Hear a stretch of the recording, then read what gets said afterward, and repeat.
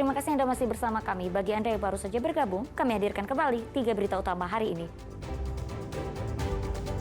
Stok beras di Salatiga aman, tetapi harganya tidak. Pedagang dan pembeli hanya bisa pasrah.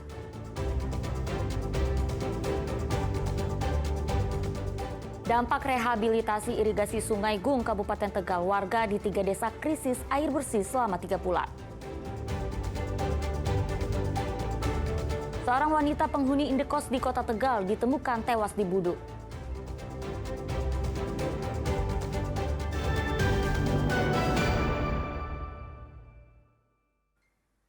Ya, proyek rehabilitasi irigasi sungai di Gung di Kabupaten Klaten berdampak ke 3 desa. Selama 3 bulan terakhir, ribuan warga kesulitan air bersih.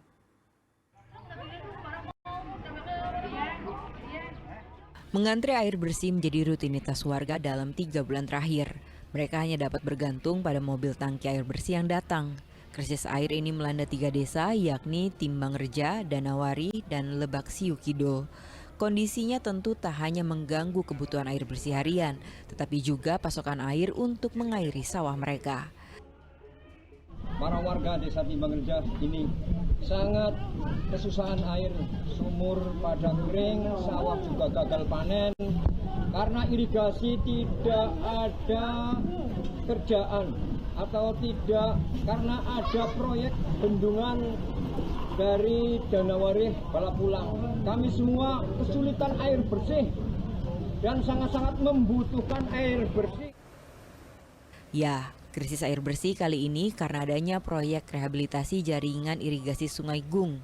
Saluran irigasi yang biasanya menyuplai air ke warga harus dikeringkan selama proyek berlangsung.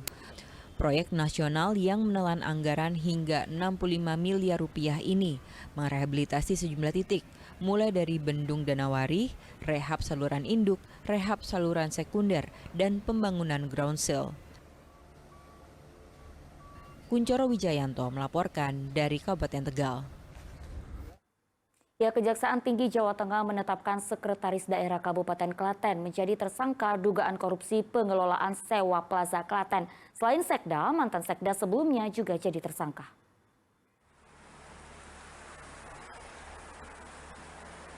Ditemui di pendopo Pemkab Klaten Kamis siang, Bupati Klaten merespon soal Sekda yang jadi tersangka. Pihaknya masih menunggu surat resmi penetapan tersangka sebelum menunjuk pelaksana harian atau PLH Sekda Klaten. Meski saat ini posisi Sekda kosong, hal itu tidak mengganggu aktivitas Pemda. Kemarin Kejaksaan Tinggi Jawa Tengah menetapkan 2 tersangka kasus dugaan korupsi pengelolaan sewa Plaza Klaten. Mereka adalah Jaka Swaldi sebagai Sekda Klaten periode 2016 sampai 2021 dan Jajang Prihono Sekda Klaten periode 2022 hingga saat ini. Hari ini kita masih menunggu surat resminya karena surat belum sampai kami, tapi informasi tadi dari BKPSDM meluncur ke Semarang untuk kemudian menanyakan apakah sudah ada surat resminya. Kalau sudah ada, nanti kemudian itu yang akan kami menjadikan dasar untuk memproses PLH. Sekda. Siap, nanti PLH Pak berarti ini? Oke, kita akan PLH dulu ya Mas Wakil, baru nanti kita akan konsultasi ke Bapak Gubernur, kemudian menunjukkan PLT. Siap. Pak, mengganggu proses-proses administrasi enggak Pak di lingkungan Pemda termasuk anggaran Pak? Insya Allah tidak, karena kan langsung nanti hari ini kita proses PLH-nya, sehingga insya Allah roda pemerintahan tidak ada yang terganggu. Mas, kemarin perasaannya kaget nggak Mas? Ada ya otomatis lah kaget ya, kaget pasti lupa, pasti kami kaget. Ya semoga kemudian proses berjalan dengan lancar, dengan baik, tentu kami menghormati seluruh proses hukum yang berjalan. Ya, siapa yang menyangka saat Bupati Pati diperiksa KPK, warga malah antusias menyaksikan melalui siaran langsung. Mereka menggelar nonton bareng alias nobar di posko dekat kantor Bupati sambil menyantap cemilan. Datang sama kuasa hukum nggak Pak? Kanan Pak, kanan Pak. Masuknya Bupati Pati Sudewo ke gedung Komisi Pemberantasan Korupsi kemarin, hingga keluar dari lembaga anti rasuah ini, jadi gambar yang dinanti-nanti warga Pati. Tidak percaya? Lihat saja. Bertempat di posko donasi pengawalan hak angket dan donasi ke KPK, warga bersama-sama menyaksikan siaran langsung dari agenda pemeriksaan bupati mereka di KPK. Meski dari layar ponsel, warga serius menunggu hasil dari pemeriksaan Perdana Bupati Pati terkait dugaan pengadaan rel kereta tahun anggaran 2022 hingga 2024 serta pernyataan dari Bupati Sudewo. Bahkan saking niatnya sampai ada yang membawa camilan. Nonton live untuk mengawal Bupati Pati dipanggil di KPK. Kita untuk pengawalan, menonton bareng bersama di posko sini. Harapannya apa, Mas? Harapannya kalau bisa ditetapkan. Jadi nanti ini setelah jadi tersangka bagaimana, Mas?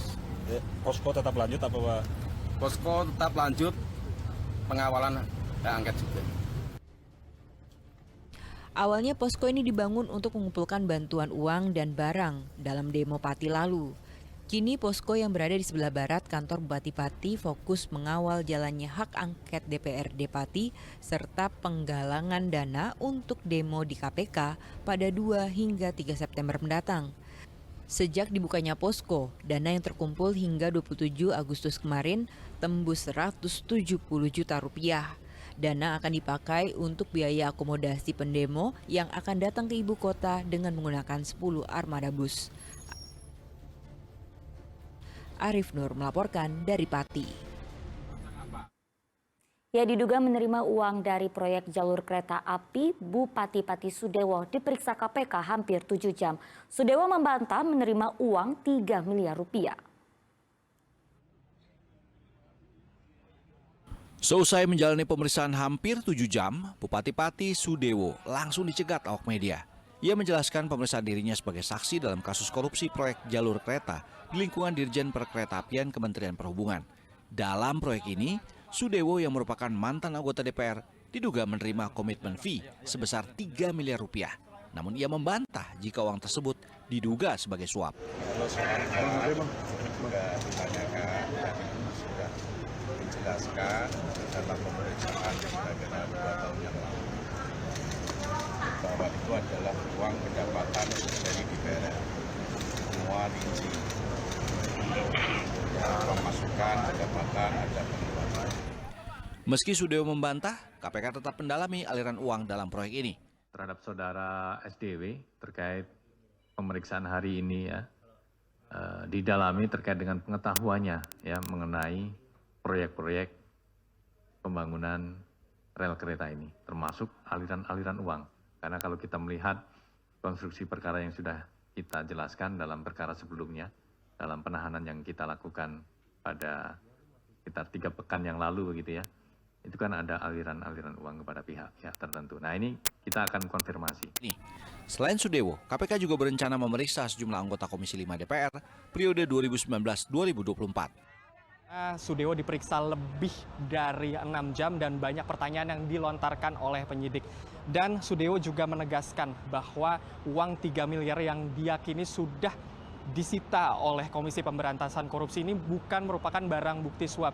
Ia tetap menegaskan bahwa uang 3 miliar tersebut merupakan gaji atau hak yang memang seharusnya ia dapatkan saat ia masih bekerja sebagai anggota Komisi 5 DPR RI. Putu Bagus dan Fajrin Abdillah melaporkan dari Jakarta.